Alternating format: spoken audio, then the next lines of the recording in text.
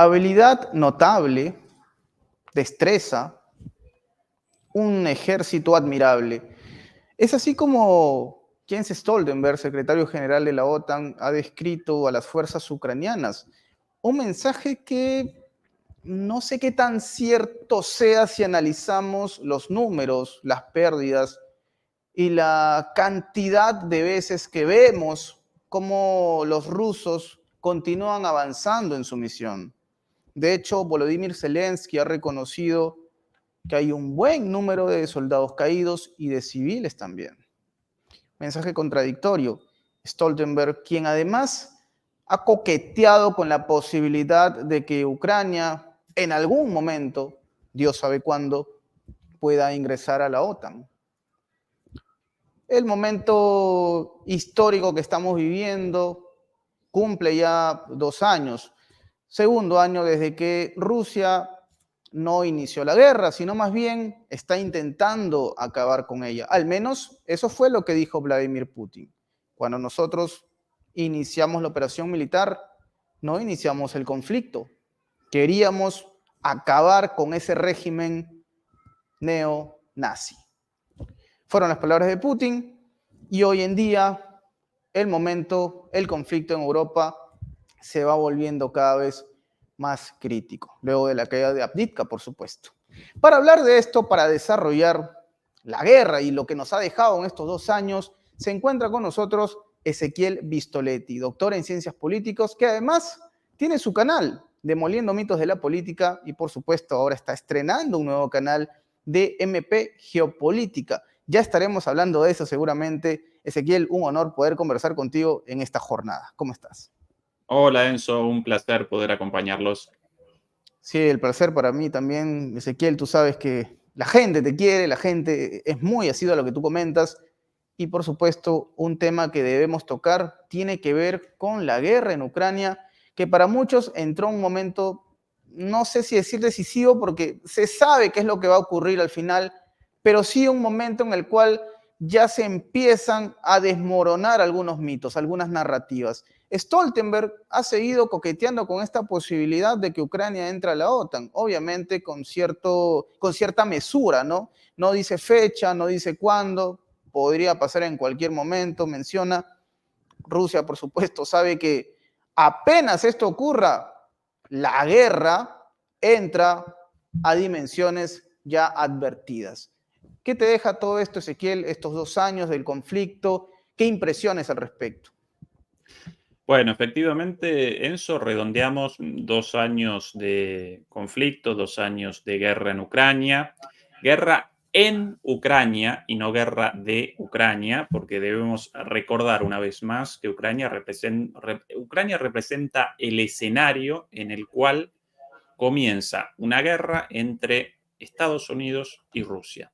Estados Unidos a la cabeza de la OTAN con un avance sobre la esfera de influencia rusa durante las últimas décadas, desde la disolución de la Unión Soviética, a pesar de la promesa de no realizar avances hacia el este, bueno, genera una reacción de Rusia, inicialmente como advertencias una y otra vez, hasta que ese avance ya aparece a las puertas de Rusia cuando entonces el presidente de Rusia, Vladimir Putin, determina el inicio de una acción militar y el comienzo de la fase abierta de la guerra en Ucrania. Una vez más, Ucrania representa el escenario, pero la causa, el conflicto de fondo aparece entre Estados Unidos y la OTAN. Y bueno, redondeamos 2 años de efectivamente una guerra innecesaria, una guerra evitable, una guerra en la cual ya aparecen claros los ganadores respecto al conflicto local, ¿sí? A la resolución del conflicto en Ucrania ligada a la distribución territorial, el futuro régimen de Ucrania. Bueno, todo eso ya parece más o menos resuelto a través de la vía militar, ¿sí? Rusia en su momento quiso una negociación, pero bueno, Occidente rechazó la negociación tanto antes del conflicto a través de la firma de acuerdos ficticios como los acuerdos de Minsk, reconocidos como acuerdos creados sencillamente para generar tiempo antes del inicio de una guerra, y después rechazó una negociación también cuando 2 meses después del inicio de la fase abierta del conflicto entre Rusia y Ucrania, comenzase una negociación entre ambas partes y prácticamente habían determinado, habían generado un borrador y prácticamente habían determinado la firma de un acuerdo de paz, una negociación, hasta la llegada de Boris Johnson con la orden de Joe Biden, naturalmente, para que, con la orden de rechazar ese acuerdo de paz y la promesa de un apoyo militar indefinido, naturalmente promesa incumplida, porque hoy día Estados Unidos abandonó a Ucrania en su esfuerzo militar.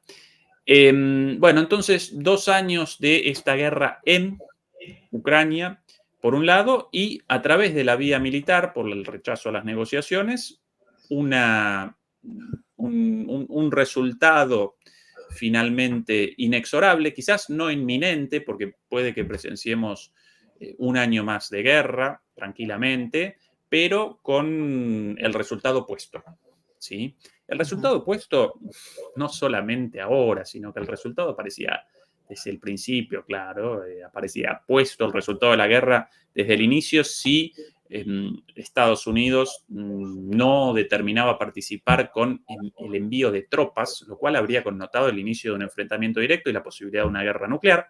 Así que sin esa participación directa, el resultado parecía claro para todos los analistas más o menos serios. Pero bueno, las características de la guerra y la construcción de un relato respecto a una eventual victoria ucraniana, los avances ucranianos, los problemas de Rusia, bueno, esto y lo otro, generaron 2 años de desconcierto para mucha gente hasta que finalmente la lógica militar comenzó a materializar todo lo dicho durante mucho tiempo por mucha gente, nosotros incluido, bueno, comenzó a materializar esa guerra de desgaste en la cual no aparecían grandes avances territoriales, precisamente porque en una guerra de desgaste los avances territoriales no representan el primer objetivo, sino por el contrario, la disputa responde o presenta como objetivo la destrucción del enemigo en primer lugar y después, como consecuencia de eso, la consecución de los avances. Bueno,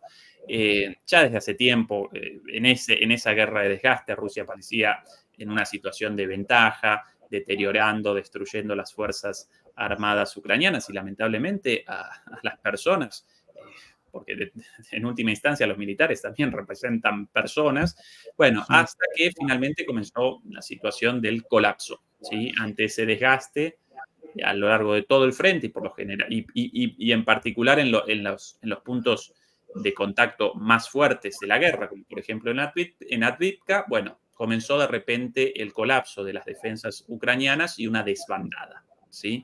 Y a partir de entonces Rusia realiza avances todavía pequeños, pero cotidianos, en el marco de esta guerra de desgaste, pero de aquí a determinada cantidad de tiempo, no podemos eso establecerlo a ciencia cierta, si de aquí a un mes, o de aquí a 6 meses, o de aquí a un año. Bueno, Ucrania ya no podrá presentar más resistencia, colapsará y Rusia realizará avances masivos como en la ciudad de Avdiivka, ¿sí? Hasta durante mucho tiempo asediada, hasta que un día, en caída la última frontera de resistencia y tomada toda la ciudad en 24 horas. Esa la lógica. Así que el resultado militar del conflicto en Ucrania en lo relativo a los territorios, a la derrota de Ucrania, a la capitulación y a una eventual negociación con el gobierno, todo eso más o menos aparece resuelto inexorablemente, más allá de los tiempos, pero claro, comienza entonces a partir de ese momento el inicio de la negociación respecto al conflicto de fondo, ¿sí? Una vez más, no el conflicto entre Ucrania y Rusia, sino el conflicto entre Rusia y Estados Unidos, el patrocinador de Ucrania en la guerra. En ese sentido, ¿quiénes van a determinar los resultados finales de este conflicto de fondo y las posibles resoluciones? Rusia y Estados Unidos. Rusia ya estableció lo que quiere y lo que aparece a disposición de Rusia en cuanto a posibles negociaciones. No va a abandonar los territorios tomados, no va a retroceder en ese sentido, y quiere el este de Ucrania, en el cual proliferan los habitantes étnicamente rusos, y además quiere generar de alguna manera un cordón de protección frente a la posibilidad de un enfrentamiento directo con la OTAN. Muy probablemente también vaya a conquistar el sur de Ucrania, incluida la ciudad de Odessa, hasta la región de Transnistria, ubicada en Moldavia. Esas más o menos las condiciones establecidas por Rusia a través de un conflicto militar. Rusia quería una negociación para la resolución de esto, pero Occidente lo rechazó, fue determinado por las armas y Rusia finalmente apareció ganando. Pero entonces comienza una vez más la resolución o el inicio de la resolución del conflicto de fondo, y esa es la perspectiva de Rusia de cara a una negociación. Y en Estados Unidos aparecen dos opciones, ¿sí? En Estados Unidos y en Occidente en general también estas dos posiciones aparecen en Europa, pero Europa carece de las relaciones de fuerza, del poder suficiente para establecer ninguna opción de ningún tipo. Europa sencillamente acompaña a los Estados Unidos. Bueno, ¿cuáles las dos opciones posibles, plausibles del lado de Estados Unidos en esta negociación del conflicto de fondo? Bueno, por un lado, la continuidad en la política actual de mayor confrontación, de envío de armas cada vez más potentes, cada vez más destinadas hacia ataques en la retaguardia rusa, no en el frente de batalla, sino de ataques contra Rusia, incluso contra ciudades rusas, como por ejemplo la posibilidad del envío de misiles de largo alcance, tanto alemanes como estadounidenses, británicos o franceses. El envío también, por el momento postergado, de aviones F-16, de cazas F-16. Esa es una de las posibilidades. La permanencia en esta senda, a pesar de la inexorable derrota, pero machacar y machacar con la guerra hasta un enfrentamiento directo y la posibilidad de una guerra mundial, incluso una guerra mundial nuclear, porque recordemos que si comenzara una guerra entre Estados Unidos y Rusia, comenzaría una guerra entre las dos más grandes potencias nucleares del mundo, con Así posibilidad de es. enfrentamiento nuclear y la desaparición de la humanidad. Así de sencillo. ¿Cuál es la Oh, otra posibilidad plausible en los Estados Unidos? Básicamente un cambio de rumbo con respecto a este conflicto a partir de una victoria electoral de Donald Trump. Nosotros cuando recién comenzaba esto, nosotros lo presentábamos como posibilidad y recuerdo que nos caricaturizaban, no, Donald Trump no podrá jamás otra vez reconquistar la presidencia estadounidense. Además, de aquí hasta entonces, 2 años de guerra, ¿no? La OTAN va a despachar este conflicto militarmente en pocos meses. Nosotros lo presentábamos como una de las posibles salidas en aquel entonces y una salida muy poco conveniente para Europa, considerando la postura asumida por Europa. Si Europa hubiera determinado otra línea de acción independiente y con miras a la paz, aparecería en otra situación respecto a una posible victoria de Trump. Como aparece jugadísima con una subordinación total a Estados Unidos, pero no solo a Estados Unidos, sino al gobierno demócrata de Biden de Estados Unidos, en el caso de una victoria de Trump, muy probablemente Trump determinaría el final de la OTAN, la desaparición de la OTAN, o bien en términos formales, o bien en términos informales, sencillamente abandonando la participación activa de Estados Unidos en los conflictos, con lo cual aparecería Europa sola en la OTAN sin ninguna capacidad militar de ningún tipo y con Rusia muy fortalecida, ¿sí? Entonces, es el otro escenario posible, la llegada de Trump al gobierno y la resolución del conflicto en una negociación entre Estados Unidos y Rusia, en la cual, una vez más, Rusia va a establecer las condiciones a partir de esta victoria militar. Ucrania capitulará completamente y no determinará absolutamente nada, podría incluso desaparecer como Estado, y Trump redireccionará la atención de la política exterior estadounidense. Wow.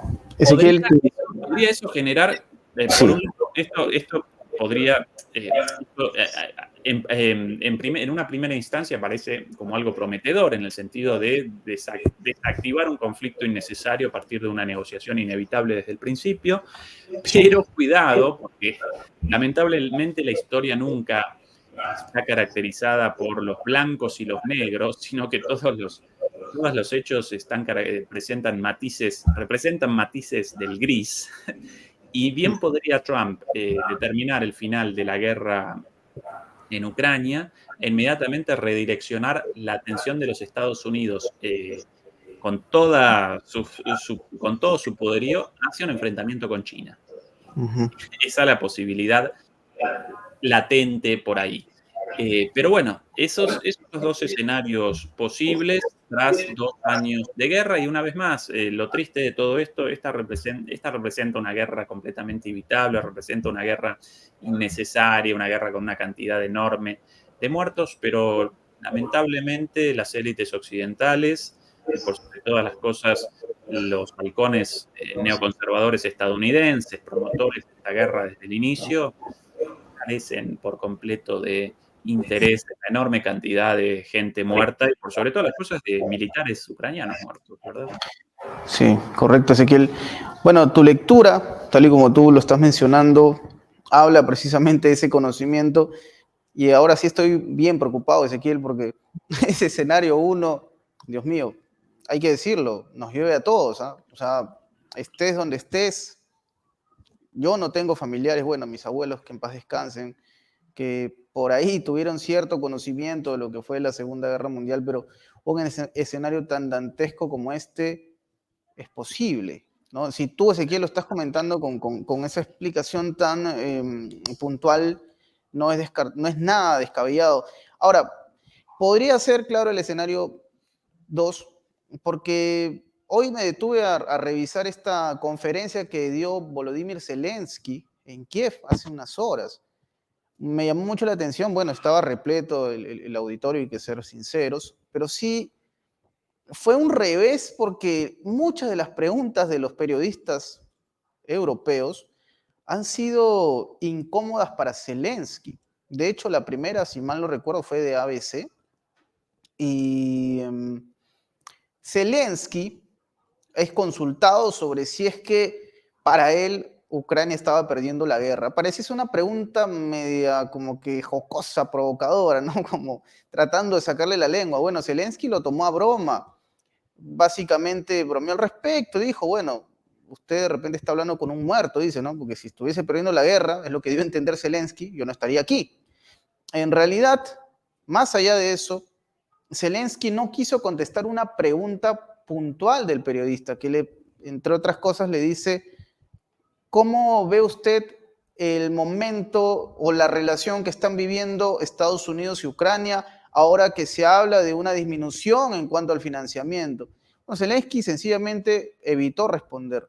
Le ha hecho mal, le vino mal esta pregunta porque pareciese, Ezequiel, entonces que nos vamos inclinando por ese segundo escenario en el cual hasta el propio Zelensky ya se dio cuenta que su salvación, si es que en algún momento iba a haber para él alguna salvación, bueno, todos al final vamos a dejar este mundo, es verdad, pero en este momento en el que Ucrania ya está resintiendo aún más lo que podría ocasionar Rusia en este conflicto, parece que Zelensky ya entiende esta realidad, ya entiende que Estados Unidos sencillamente bajó el brazo. O sea, es lo que uno podría percibir por la reacción de Volodymyr Zelensky, quien ahora se ha obsesionado más con el respaldo de sus socios europeos. Ya casi no se escucha a Zelensky hacerle algún llamado a Joe Biden. Estamos ante un Zelensky que efectivamente Ezequiel ya tiró la toalla con este respaldo de Estados Unidos? Bueno, varias cuestiones respecto a esto. Sobre Zelensky. Zelensky representa un cadáver político. Una vez más, Zelensky representa un cadáver político. En este momento, la posición personal de Zelensky básicamente aparece entre dos alternativas. O bien, o bien el final de la guerra y su muerte política, lo cual, cuidado porque en muchos países del este de Europa caracterizados por una democracia de baja intensidad, por llamarlo de una manera muy diplomática,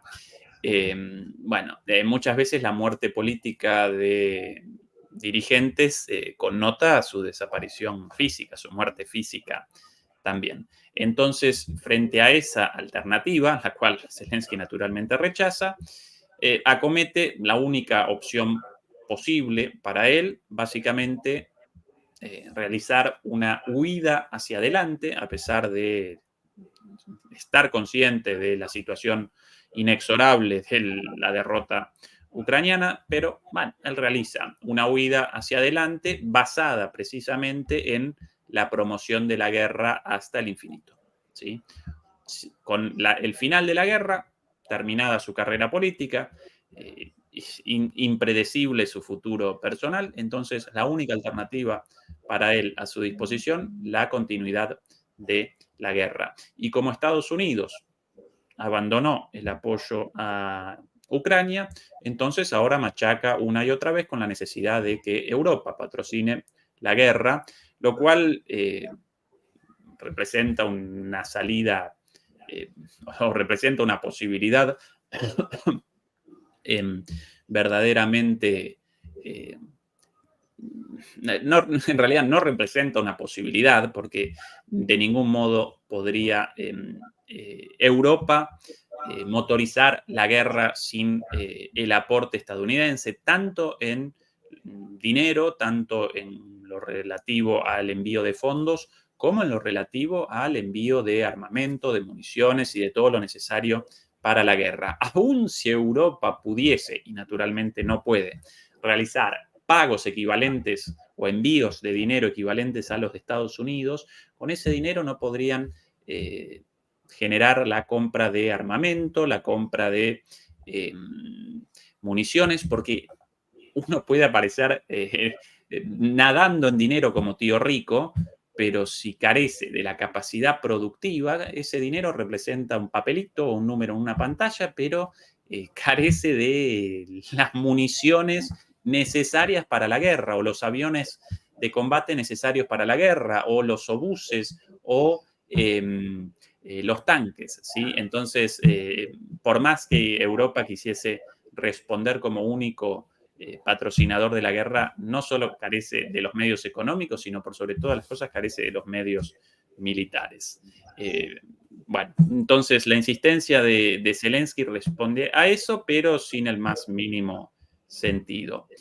Esa es la situación de Zelensky en particular. Respecto a las preguntas de los periodistas, es un muy buen punto tuyo, Enzo, porque dentro de este contexto en el cual ya la derrota de Ucrania ya aparece a la vista, en el campo occidental, a favor de la guerra, incluso en el presente, hasta hace poco seguramente, e incluso en el presente, ya comienzan a aparecer grietas. ¿Sí? Recién presentábamos en Estados Unidos dos posibilidades, la de la continuidad, ¿sí? La línea de los demócratas, o la de un cambio, un volantazo, un cambio de rumbo con Trump. Pero aún dentro de la línea demócrata y de la línea ligada a la Casa Blanca y ligada a los halcones neoconservadores antirrusos,